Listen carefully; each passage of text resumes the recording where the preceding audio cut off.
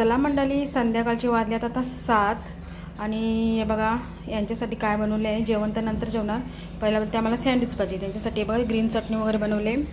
इथं सगळं मटेरियल बनवलेलं आहे. सँडविच व्हेज चटणी बघा, शिमला मिरची. चला आता सँडविच बनवते. आता सँडविच भरत आहे. हे बघा झाल्यावर तुम्हाला मी आता दाखवेन. हे बघा बटाटा वगैरे टाकला. चला आता झाला का तुम्हाला दाखवते मी.